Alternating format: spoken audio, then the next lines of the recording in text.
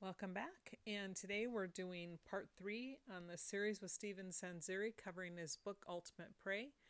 Hope you guys enjoyed the interview, and I will be back at the end to tell you where you can pick this book up.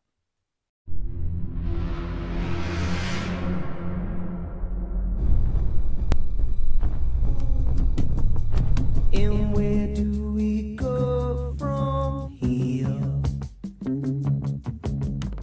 Which is a way that's clear. Still looking for that blue jean, baby queen, prettiest girl I ever seen. See her shake.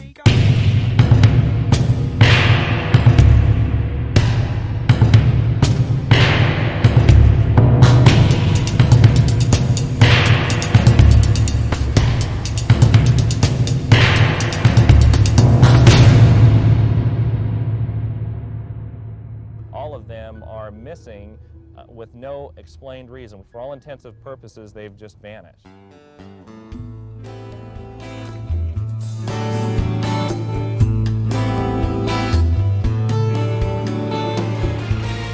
Hi, I'm Kyle Kraska. It's the FBI case that has all the elements of a Hollywood thriller.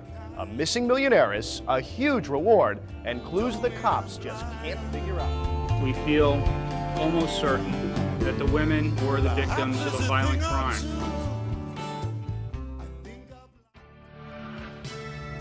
The car was very badly and totally burned.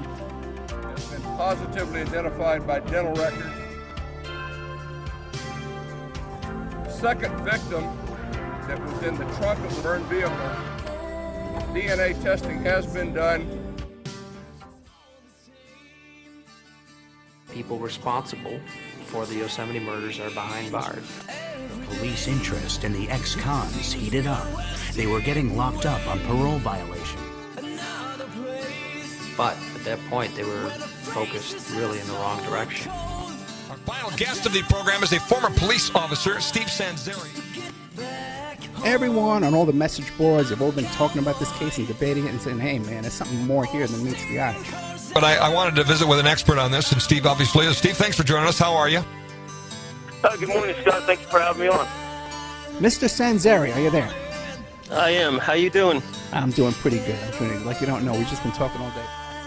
The massive manhunt, all kinds of resources, multiple of SWAT teams and sheriff's offices and highway patrol and helicopters and infrared technology to find them because of a screw-up. I mean, I just hoping I wouldn't get shot at the front door. And the curtains moved, the sun's breaking, all of a sudden, Candler came out like a wildcat right at me for my weapon.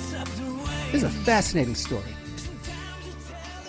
Here you were crying, you're so scared and all alone. Hangman is coming down from the gallows, and I don't have very long. Yeah! His dig is up, the news is out, they finally found me. The renegade who had it made, retreat from the bounty.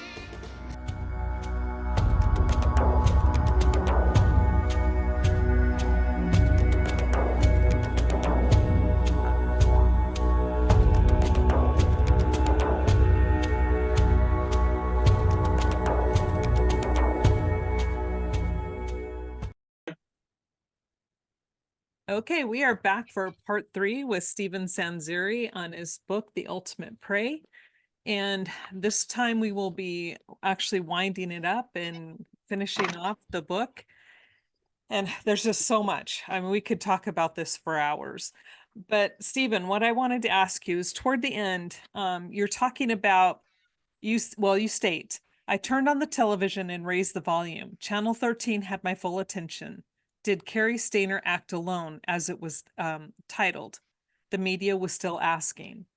So this was something that you have been screaming basically from the rooftops, that Stayner didn't act alone and there were others involved. And now it seemed like even at this point, years later, even the news media is asking, did he stand alone?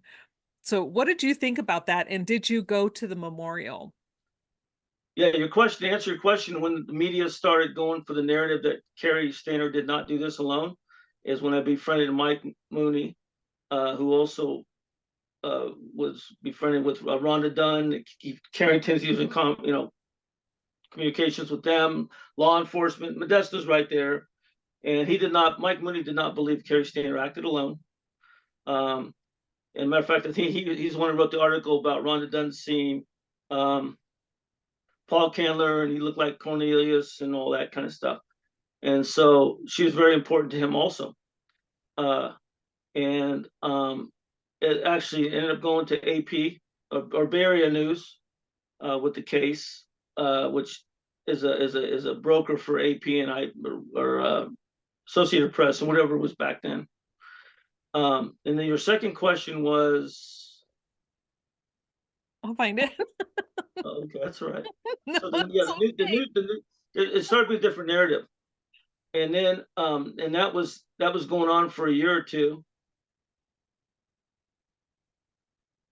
Oh yeah, the other part was okay. It was good that the media also was along with you, at least Right. somebody from the media, that Stayner didn't act alone. But then there was also the Vigil of Hope. Did you attend it for I did. women? Yeah, I did. I did for 2 years in a row. Yes, That's that's where I meet with the Carringtons, and you know what? I don't know if I wrote this in my book. I took my mother with me because my mother had been involved in the Collins Foundation with Kevin Collins and the missing kids back in the day. My mom was a great advocate. My God, she's the one who put the 08 in for the drunk driving. My mom was a very great woman, and I said, "You want to go to the vigil?" She says, "Yeah." So she drove from the Bay Area. And that's also with Amber Schwartz's mother was there, and Amber Schwartz was a big kidnapping. They still haven't found her body. That was a huge thing in Pinole, the Bay Area. So everybody, there's like these booths. It was also not to say a carnival atmosphere, but I remember walking through there, and I thought this is like the carnival death or something, because these families had all these little booths and stuff with their missing kids or whatever. And I'm working this one case, and that's when I met Shonda Levy's parents, and the Carringtons introduced me to her parents to see if I could help with the case in Washington, D.C. And I said, man, you know what? I couldn't do anything. You know what? It's above my pay grade, really. I wish I could help. But walking through and seeing these families with these missing kids, and they're dead and all. I mean, it's heartbreaking. So I went to the visual for 2 years, and that's what I experienced. Yeah, and I don't know. I don't know how you do it. It's just crazy. But have you had any contact with like Rhonda after you wrote this book? Did she ever contact you, or did anybody ever finally take her serious other than you? I mean, I talked to Rhonda 2 weeks ago. I mean, we've had a relationship for 25 years because I believed in her. The Carringtons, which is more importantly, believe in her. I mean, Mr. Carrington was kind of secretive about his real true thoughts on who killed his daughter and granddaughter and Silvina. And, I went up to Eureka a couple times. We met, we've had dinner. I mean, we spent a lot of hours together. But he told me he was getting phone calls after it happened saying that, this is not the narrative. I mean, this was in. He said it was a cop that called me. And I go, how do you know? He goes, I've been around the FBI for a year now. And, I know cops talk. And he goes, this guy, and he said it, Candler's involved. This guy right out the bat, So I had their, blessing to go after this case, and I did. But I've been in contact with, because she knows she did an interview with Crip Rick, which is worth listening to. Oh, I did not know that. I'll look that up. Yeah, I love Rhonda. Sometimes she's a little out there a little bit. I mean, she's a great gal. She's just kind of, some people rant. I mean, I rant, okay, but she rants a little bit more. But everything she says is true, and that's, Mike Mooney wouldn't waste his time with the witness, and she made the papers. You don't write stuff like that. You kind of put in your career. Every time you write a story about something like this that has controversy, maybe, or something, you're putting your butt on the line. And Mike believed in what Rhonda said and everybody else said, But That's good. It's good to hear that at least Yeah. somebody in the media, at least back then, there was someone in the media willing to take that step forward.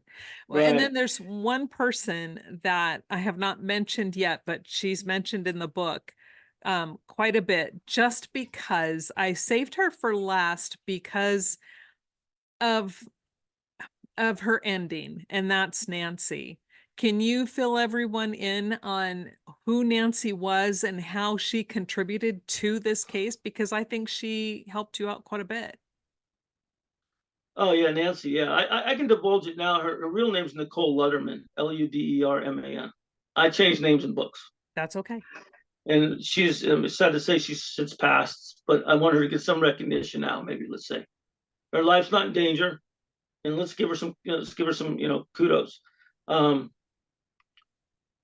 When the girls went missing and everything like that, and all this stuff was going on, she reached out because the Carringtons were in the paper and stuff. She reached out and contacted the Carrington family. And she was a victim of Eugene Dykes. She was 14 and he was 17 or 18, but he raped her. Now, you hear these stories, all these dirt bags and all the mess, people, they just, who knows what they know. And I get, that's why I get what the FBI says is one day, this is one story from this meth guy, and the same meth guy tells the story of another guy. But there's some relevance, and there's some interest, and there's some truth in these statements. You just got to, like you said earlier, you got to pick through. That's what makes a good investigator. Pick through those little nuances that, just like we did the Crowley case. Bullet 58, maybe I'm wrong. 57. 57, I'm sorry. 57, why is that there? They find it, 2 weeks later or whatever. I mean, A month. a month later. See, I'm close, but they find it later. It's like, you know what? I'm in a room with an 8-foot ceiling. If I walk in here just looking halfway up, I can see if there's a hole there. And so that's how I look at things, those little nuances. And that's what happened with Nicole Lutterman, Nancy Lawson in the book. After being raped and stuff, and she saw the news thing, everything going on, and contacted Carringtons. So the Carringtons told her to contact me because I'm investigating the case for the family. So she contacted me. We met at the Acapulco restaurant in Modesto. I remember her boyfriend following her over. He was like peeking over that, like mortared, like, like Mexican restaurants, little fence parking lot, like, like whatever. And she started telling me things that I was intrigued. A lot of it was true. I knew. There was. I mean, I'm not saying guessing, but maybe prophetizing a little more or whatever. But and then I met with her again and stuff, and she was, the thing was, she wasn't your typical prankster. She was a Coors Light model at one time. Beautiful woman, tan, thin, everything. Drank too much alcohol and beer, but she wasn't a doper. She wasn't a meth or coke or, so she had some faculties, but she was so hot, everybody was after, all the guys. And she befriended a lot of them. But the Eugene Dykes raping her, that's a fact, because I talked to my buddy Ron Clowder, that's Modesto PD, he was a sergeant. He was involved in the Lacey Peterson case. And he told me, oh no, it was a rape. So that confirmed that. And she was involved with these guys, and then that's when I started getting. She called me, and she gotta get down to Modesto and this and that. I'm in Murphy, so I got an hour, 20-minute drive in the fog on down to the valley, and it's 1 a.m. And I started meeting with all these people she bring me to, and these guys were just like it was like an opium den. These trailer parks. But I went by myself. I never brought my partner because 2 guys equal cop. One guy either has a lot of cojones, he's nuts, brazen, whatever. And I had a beard then. I grew my hair long. I kept my 40 caliber behind my back. I'd go in these places, and I didn't do any drugs, but I'd light up a joint. I'd smoke a joint in front of them, because at least broke the ice. Because even as a cop, when you work dope and stuff, you can't even smoke. You're not even supposed to smoke weed even now. You can't indulge in any of that. But I wasn't a cop. But it broke the ice, and they started telling me things. So pretty soon, her phone calls late at night kind of meant something, right? Going fast forward everything. The case is kind of over with her. I moved to San Diego, where I'm at now. But that was 2002. So I'm in San Diego.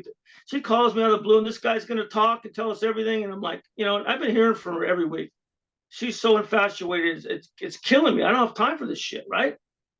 She said a couple of things. Shit. So I drove from San Diego to Modesto. I remember it was like December or whatever. 2002. And she hooked me up with this guy named Devin. And this guy Devin was the guy that saw Stayner and Dykes and this guy Rick in the garage. He dismantled the car after the murders, all that kind of stuff. And I met with the guy and everything. And the next day or so, she talked him into it because I met him at the mall, and I wore a Hell's Angels shirt on purpose because it gets you through a little bit, right? And I rode with the guys a little bit, and so I knew I had something a little bit outlawish with me, right? But she set me up because she went shopping with them; they're friends, and I met him outside the mall in Modesto and said, "Hey, Devin, boy, this guy, he was so shy, but really did no trust with me at all." Kind of got to know him a little bit, blah, blah. And so I was going to meet with him the next day, but he went in on a probation violation back in the Stanislaus County Jail. So I went ahead and got a hold of ward bail bonds. I'm not in the bail bond business anymore. I'm just bounty hunting still. And I got a hold of ward bail bonds in Modesto. And I said, you know what? I'll put his bond up. It was 10 grand. So I put $1,000 up for him in my pocket. And I said, I'm not putting Clouder up. And they knew who I was. He wasn't going to jump. So I got him out of jail, and he's looking at me again. So we went down to Denny's in McHenry, and we sat across, had breakfast. And I said, tell me about it, man. Tell me fucking everything. And he did. And oh my God. And he goes, what's in it for me? And I go, what do you need? And he goes, I need a truck. I had some money back then. So I paid $2,500. I bought him a pickup truck with pig rails on it so he could deliver wood. I found out like 6 months later, he lost it on a bag of dope. That's how these guys are. So I tried to help the guy out, but he brought me to the ditch. Oh my God. There was the carpet from the fucking Wagoneer. There was this, there was tires. It was the ditch, like I said, was maybe like 50 yards. No, just 40 yards by maybe 20 yards. And it's an almond farm in the valley. And I'm pulling out, I'm looking at stuff. I'm going, so I got a hold of Carrington's on the phone. I said, you got to get down here. I think I got something. So they flew down from Eureka to Modesto, and we set a meeting up with Aaron Gallagher. He's the DA investigator for Stanislaus County, because Stanislaus is involved too. Everybody's involved in this case. Aaron's a great guy. So we met at the Carrington Foundation, and I had Kim Peterson, the director, Carol Francis Carrington, Aaron Gallagher, and Devin. And I said, tell him what's going on. He did. We all caravaned out to the ditch. Oh my God. It was because I left everything as it was. This is like a day later. Is this where the same ditch where you found the Valentine's bag? Yep. Sure is. Oh my goodness. So I throw Devin in the ditch, and he's bringing out this carpet and stuff. And now he's bringing out women's clothes. And, Carol was 42 years old when this happened. So she's out of the house. Her parents don't know what she wears every day, whatever. Right. Yeah, but they saw a couple of things, and I looked in her eyes. They're like going to cry. And I jump in the ditch now, and I'm pulling stuff out. We pull some plywood out, and there's a Valentine's bag, kind of like a wine-sized bag, a little bigger. And I went, oh my God! And I kind of handed it off, no fingerprint, try to do it. I handed it to Aaron Gallagher, the DA investigator, and he goes, okay, everybody out of here. And he pulled me to the side. He pulled me over to the side. And he goes, this is it, man. I go, it's it, Aaron. This is it. This is evidence. He goes, I'm going to get a forensic team in here now. So he got on the phone. He got a hold of Stanislaus County Sheriff's Department, and they got the whole forensic team ready to go to come out. They're gonna forensic this ditch. They're gonna find whatever they can. And Aaron, we were talking. And he goes, I've been watching you. I go, really? He goes, I know Dykes and Larvick are involved, but I still have Candler's file on my desk. Yeah. Wow. He knew Candler was involved. So the forensic team went out there after we left, and because of the weather, after a couple of years. So he took the bag, and they went ahead, and there's no latents. You could find no latent prints on the bag. But they tracked it to a company out of Maryland that produces those bags. Well, shit, they sell 100,000 of them a day, and every place in the world Valentine's weekend. But what the Valentine's Day bag confirms, plus the women's clothes and the parts of the car, that Devin was involved, Stayner was in the garage, Eugene Dykes was in the garage. Eugene Dykes was kind of the leader then, but there's no track to Candler at that time. You know what I'm saying? But for a bag of dope, he went ahead and they dismantled the car, and he brought it out to that ditch, the almond farm in Salida. And to me, that's as far as I went with the case. I know we got it. We know who's involved. I can't go. Nobody's going to indict anybody anymore. I don't care how long this case goes. It's like John Benet Ramsey, man. You know, I watch that shit every once in a while. You know what? The Boulder screwed that one up. They had the same incident 4 blocks away from her house 6 months earlier when some creep went into a house and tried to take another kid that age. What's wrong with these cops? You know what? There's Boulder. It's a rich city. That guy who was the bad guy might have been connected to the some congressman in Colorado. I mean, that you got to step up on these things, and that's what happened. Well, the whole thing is that, and that's the really cool thing about. And you said her name was Nicole, aka Nancy, in the book. Mm-hmm. She is the one who really gave you the lead to solidify the complete connection. Huge. And even though it may have been circumstantial evidence, it's some really strong evidence. Oh, it's huge. And I mean, I got an eyewitness that dismantled the car amidst getting a bag of dope. IDs Candler, Stayner for the first time. And he said Stayner just sat in the corner of the garage and didn't say nothing. That's how he was. He described these guys perfectly. Yeah, and that's the thing with the movie or the documentary when Stephen was found. And I remember seeing Cary Stayner on some news clips, and he always kind of stayed back, but it's just the look in his eyes that just always left you feeling a little bit uncomfortable. There was something missing behind his eyes. Oh no, definitely. Like I said, he was grouped up on the Carole and Juli Sund, Silvina Pelosso murders. He killed Joie Armstrong by himself. Matter of fact, I met with Joie Armstrong's aunt about 4 or 5 years ago in Arlen when I was visiting up there. And she kind of seeked me out and we spoke, but that was her aunt, and Joey was a beautiful man, And can you refresh my memory? Because I know you mentioned Joey in the book, but who was she and what was her, how did she was a naturalist with a degree in biology or something, but she was hired by the Yosemite Institute, and they gave her a little cabin out there, and the forest is between Yosemite Park and the Cedar Lodge. And so they she took kids out on nature hikes and all that kind of stuff. And then and she's a cute blonde gal, looks young for her age. And Cary Stayner was eyeballing her or whatever for his next victim. He had to do something on his own. He had to man up. That's why, and everything is sloppy about that. But the only connection to Cary and the 3 women is that Joe, I didn't bring this out. I didn't put it in my book. I just didn't, there's things you don't put in your book. Right. Like I didn't put I was married and had a child because I don't want, but I knew back then that Joy, her head was cut off and put on the other side of the stream, right behind her house. And the FBI just released about a year ago, they took Cary to the crime scene at her little house and he's pointing and all this shit. And it's Jeff Reinig from the FBI, who I got mixed emotions about anyway. I've only said good things about him, but in some podcasts he cut me down because he's FBI, he's a poke. Right. But that her head was totally cut off. So Julie's head was partially decapitated. I believe Cary might have been the last one with Juli at Lake Don Pedro, but he wasn't. Before that, everybody else was involved. Okay.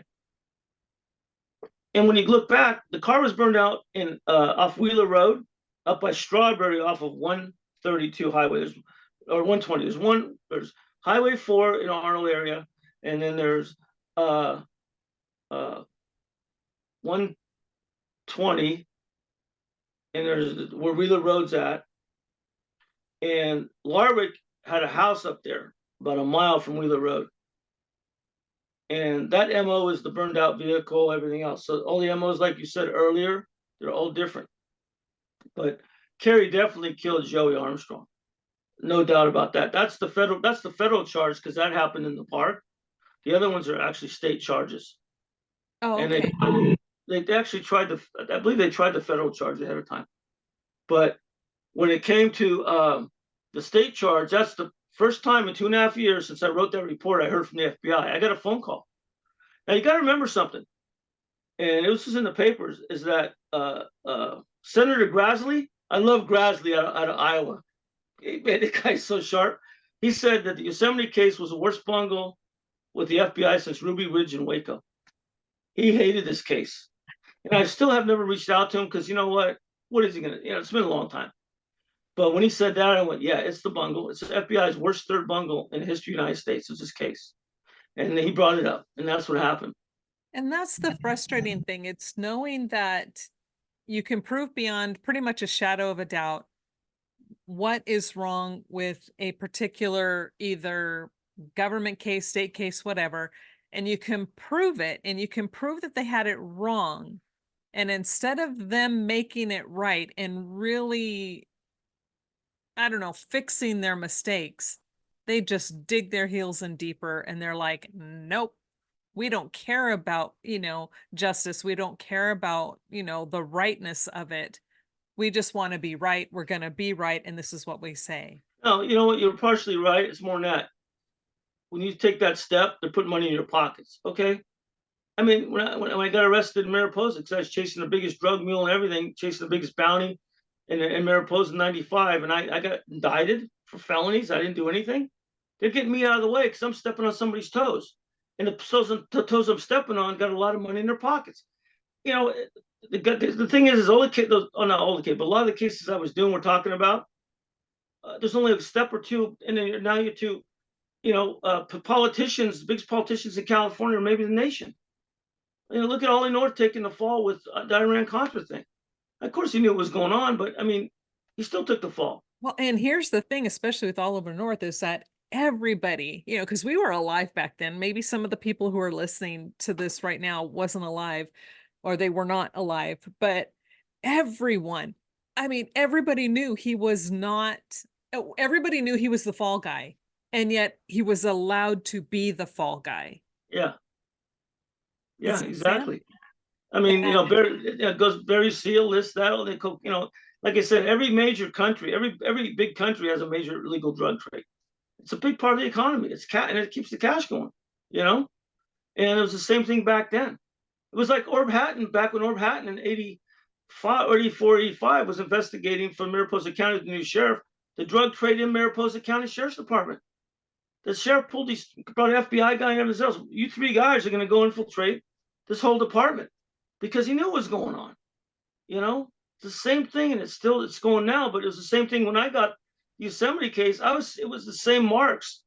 It was the same, indications of what I stepped into earlier. Now I really understand. Yeah. And, that's something I have never, from a personal point of view, and I'm not saying I'm a goody two shoes. I know a lot of people would say that about me, but I've never seen the draw to any drugs. I don't get it. I don't want it. And these people would be broke if they had to depend on me. It just is nothing I've ever been interested in doing. And so it's hard for my brain to wrap around the fact that, like you're saying, the drug trade is so expansive and so many people have their hands in the pie that they will do anything to keep that money coming in, even if that means hurting somebody innocent. Oh, absolutely. Yeah. Joe, the Democrats now are going for the schedule marijuana from 1 to 3. And it should be a 3 drug if they want to do it. What does that mean? Oh, well, marijuana is a Schedule 1 drug right now federally. Which is ridiculous. It is. They put it on the same. It's on the same level as cocaine and heroin and stuff. But it's ridiculous. But Biden's going after making a Schedule 3, which puts it down to like Advil, okay, or 800 ibuprofens. That's where it's at, and that's for votes. But they're not making money off the marijuana anymore. That's why, and that's part of the votes. And everybody's growing marijuana. I'm in California, man. I got 25 friends that grow this stuff. I mean, it's legal here. It's still not federally legal, but the feds aren't going to waste their time. But when it comes to fentanyl and heroin, cocaine sales in California are way down. It's meth and fentanyl. I mean, I'm in San Diego. I'm 13 miles from the border. All right. Yeah. No, thank you. That's too close. What's the funny? The neighborhood I live in, we don't see anything. It's not like there's running, gun battles in my neighborhood. Not even close. No, You know? I know I say that, and it's funny that But I it's say true. that because I know that I-25 is the major corridor, one of the major corridors, especially north to south for Right. these trades. And it's like 2 miles from me. So Oh, yeah. You know, you're in Texas, all those people coming across, but like San Diego is now the largest border crossing in the United States. But that's because we have a mayor who doesn't, who's no, our mayor's a piece of shit. This guy, Mayor Gloria, he's a punk, man.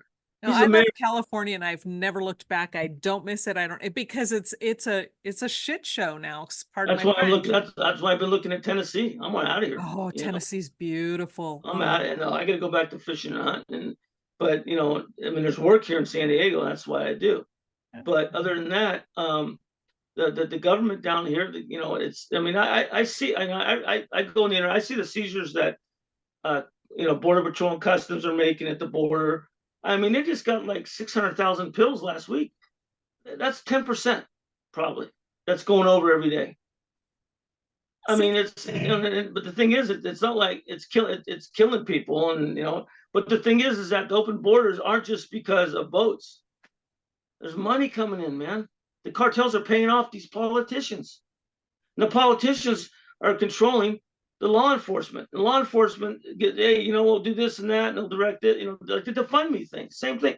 You know, mayor, I mean, Yeah. your in other words- Governor Abbott. I think. I mean, people say. I think your Governor Abbott's a hero. He's doing stuff, and they, you know, I mean, I watch everything on that, but it's the same as it was with the Yosemite case and everything else. It all goes back to drugs. Because why are you going to protect a guy? I mean, there's like Kurt Russell in Tombstone when somebody said something about, you know, shooting each other. He goes, hey, there's no money in it. You know, why am I gonna pull? There's no money in it. Same thing. There's money in this. But it's the same Yosemite case. I mean, that was all. The backbone of that is all money. It's all greenbacks. You know, and it goes all. That's Mariposa's been protected. You know what?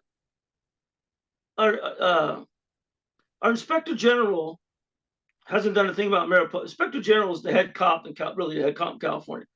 And even when Van Meter was murdered back in '82 or '83 by his own deputies, they pretty much proved that. And then the Queen of England and this, the Mariposa case and all that, and you got this and things I've done, whatever, and it goes on right now. And then Jerry Cox, the receivership, Mariposa took his $500,000 property, set him up on farmer needs a wife thing or something, and he gets charged for rape. I mean, even that because they wanted his property for what? And Mariposa's been doing this for years, and no one's touched them. Mariposa has been an outlet for the drug industry since the Iran Contras, for sure. Wow. Yeah, and no one's touched him. So when a guy like me gets involved, and it's a case like, you know, a Candler case, or, you know, bailing out because he pulled a gun, he's drunk, and his kid gets hurt. I have no idea what now I'm stepping into the abyss further up. Now, you know what? Now they're going after me, and they're going to put me in jail for going after this guy or this, you know. I remember interviewing Cliff Watkins during my case. I went with my PI, and he got arrested in Shasta County for a warrant, and he used the same name as the sergeant's nephew that accused me of beating him up, because I was looking for Candler, and the guy came out, and I did a cursory search on him. It was a little piece of shit trailer park in Mariposa years ago. It's 1995. Next thing I know is I have a warrant for my arrest because he said I broke his neck. We found out a month earlier he got in a car wreck, and he had to go to the hospital with a broken neck. It took an investigation from my attorney's side to find that out. And the nurse that was on the scene of the crash said he was all speeded up. Oh, but when I went after Watkins, Jimmy Jones is the guy's name, of course. They switched places, whatever. And next thing I know, I got a warrant, and now it cost me $25,000 for my defense. I mean, it cost me $50,000 for my defense, 28, and the difference of 23 or whatever for PIs. I spent $50,000 to get off that case. $50,000. That's back in 1995. Ooh. I almost lost my house, everything over that. And I walked away with a simple misdemeanor because it was a vindictive prosecution.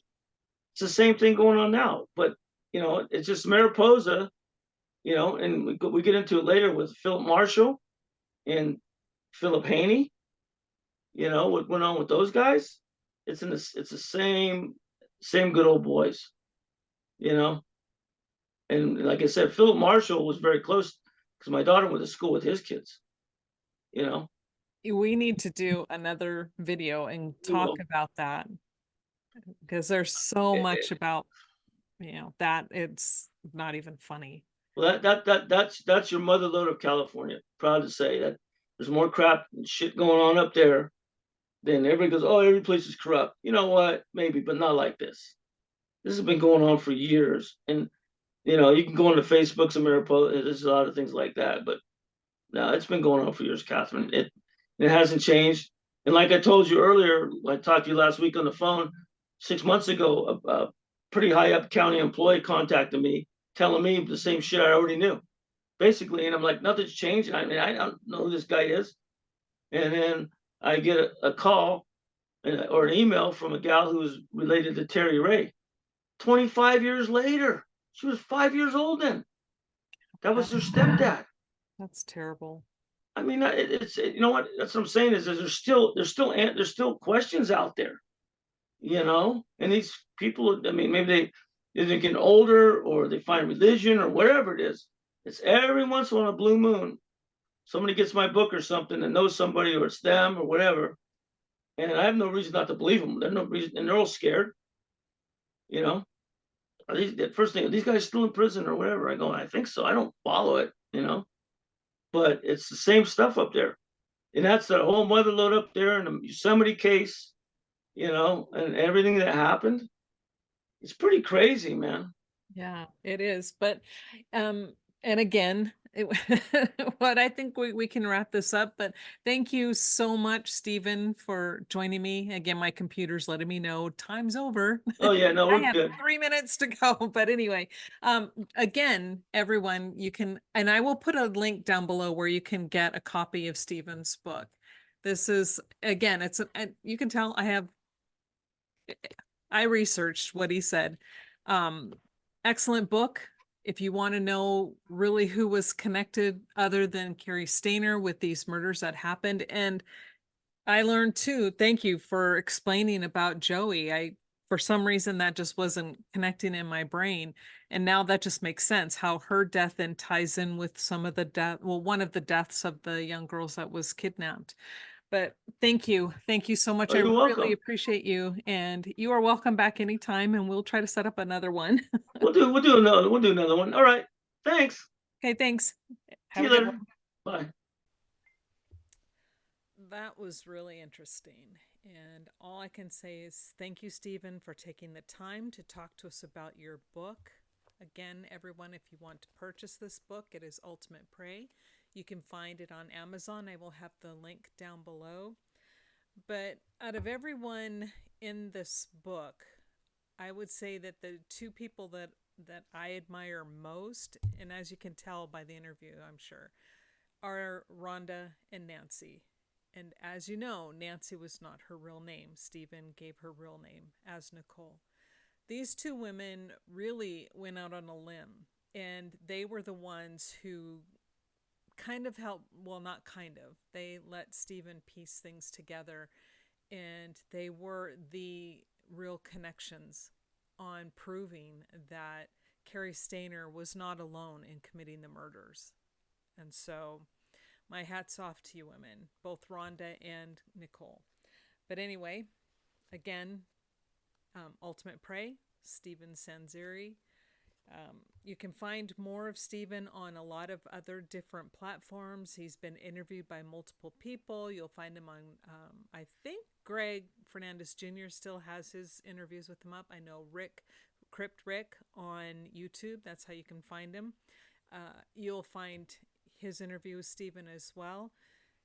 Excellent stories. It's mind-blowing what Stephen went through to prove that Candler was also part of it, and that there is no way Stephen Stayner committed the Yosemite murders by himself.